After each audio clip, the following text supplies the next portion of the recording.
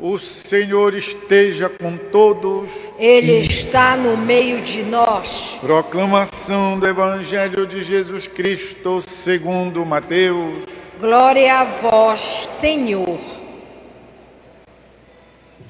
Naquele tempo, disse Jesus aos seus discípulos: Vós ouvistes o que foi dito: amarás o teu próximo e odiarás o teu inimigo. Eu, porém, vos digo: amai os vossos inimigos e rezai por aqueles que vos perseguem. Assim vos tornareis filhos do vosso Pai que está nos céus, porque Ele faz nascer o sol sobre maus e bons e faz cair a chuva sobre justos e injustos. Porque se amais somente aqueles que vos amam, que recompensa tereis? Os cobradores de impostos não fazem a mesma coisa? E se saudais somente os vossos irmãos, o que fazeis de extraordinário? Os pagãos não fazem a mesma coisa?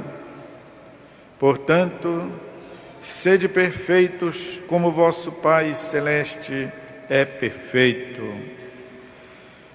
É palavra da salvação. Glória a vós, Senhor. Queridos irmãos e irmãs, estamos lendo o Sermão da Montanha, que São Mateus nos apresenta em 3 longos capítulos, 5º, 6º e 7º do seu Evangelho. Ele está passando a lei antiga limpo para discípulos renovados, para discípulos que acolherão a nova lei em corações de carne mole, não mais em tábuas de pedras duras. E chegamos finalmente ao coração do Evangelho, ao coração das bem-aventuranças, ao máximo dos ensinamentos que já saíram da boca de alguém, seja de um grande filósofo, seja de um fundador de religiões, jamais alguém ensinou isto, a não ser da boca do próprio Deus feito carne, nosso Senhor Jesus Cristo. E o coração, o núcleo, o centro do Evangelho é exatamente o mandamento do amor aos inimigos. Amai os vossos inimigos, rezai por aqueles que vos perseguem. E Jesus está exatamente levando ao cume da perfeição o mandamento antigo: amarás o teu próximo e odiarás o teu inimigo. Nunca alguém, por mais iluminado que tenha sido, disse isto. Encontramos, por exemplo, na obra clássica chamada A Arte da Guerra, do 4º século antes de Cristo, obra de um general estrategista do Império Chinês, chamado Sun Tzu. E um dos seus ensinamentos deste livro, que é um best-seller, ou seja, uma obra das mais lidas no mundo, A Arte da Guerra, este general dizia assim: os soldados vencidos devem ser tratados com dignidade e respeito. Os soldados inimigos que tenham sido capturados devem ser tratados com dignidade e respeito. É muito, é sublime, é alguma coisa indizível. Poderíamos dizer mesmo, é algo inacreditável, que inimigos sejam tratados com dignidade e respeito. E, no entanto, meus irmãos e irmãs, jamais alguém disse que tinha que ser tratado com amor, como nosso Senhor Jesus Cristo nos ensina. A tal ponto é maravilhoso que, vejam só, se porventura eu não tenho razão, se não estivesse escrito na Bíblia, se não tivesse escrito no Novo Testamento, se não tivesse da boca de Deus mesmo feito gente, Jesus Cristo, esse mandamento: amai os vossos inimigos e rezai por aqueles que vos perseguem, nós diríamos que este filósofo ou este profeta era um grande otário.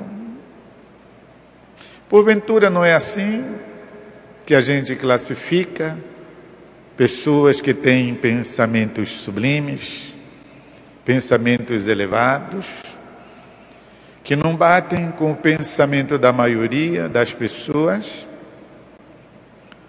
Otários.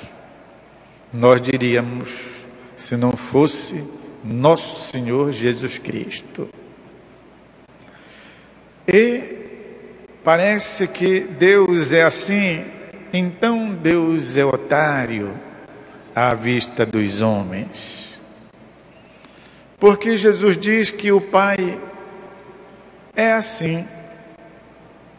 O Pai é alguém que faz o sol brilhar sobre bons e maus e faz a chuva cair sobre quem presta e quem não presta, sobre justos e injustos.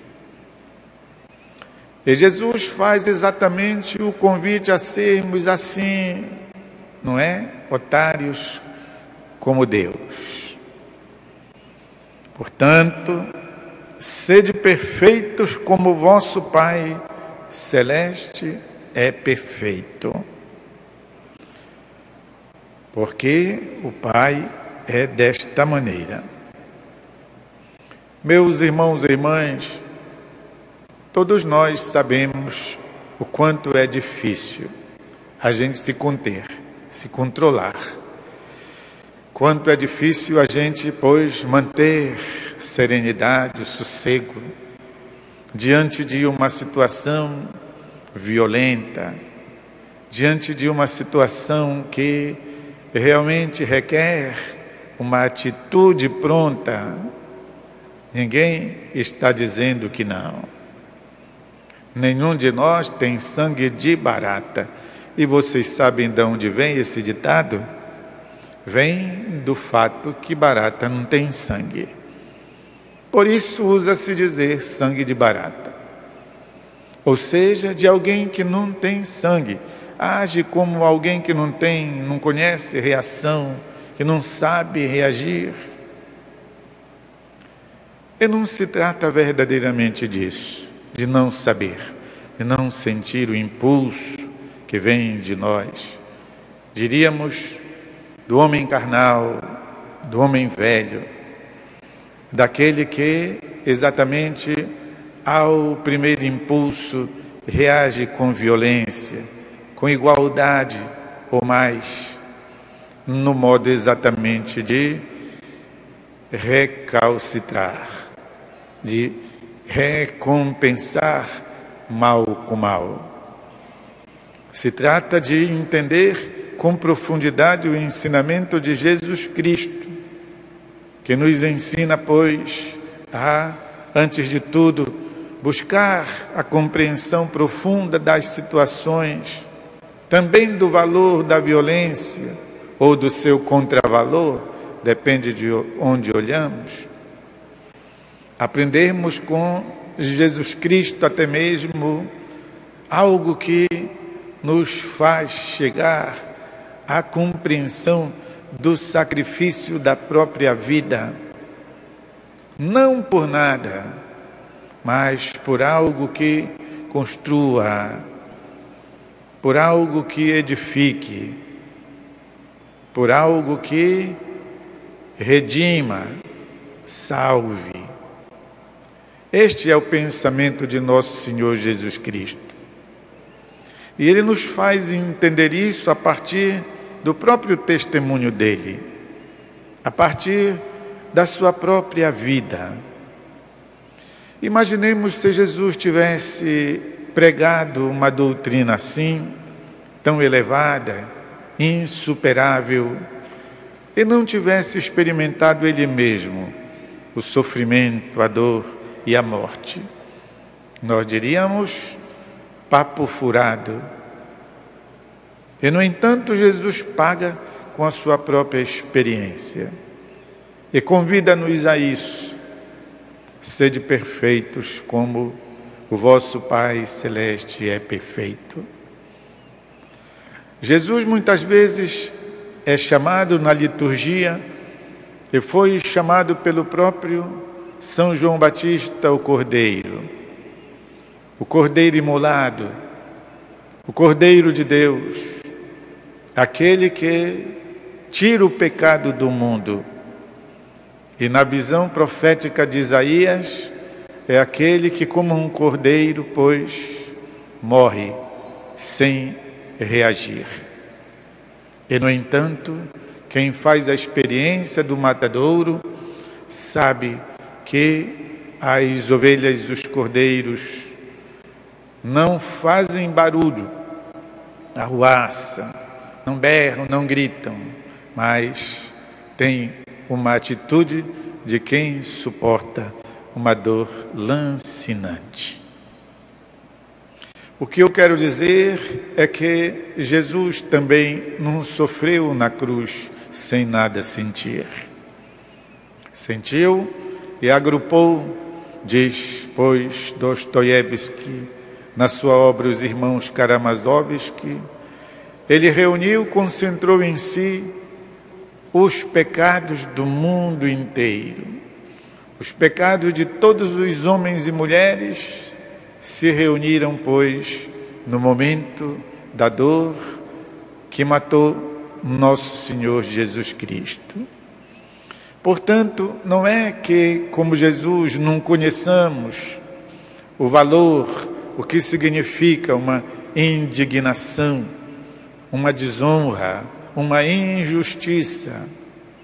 Sabemos sim, como Deus e como os discípulos que Ele chama a ser seus seguidores e que os chama no início das bem-aventuranças que abre, pois, o Sermão da Montanha, os chama assim: felizes, bem-aventurados.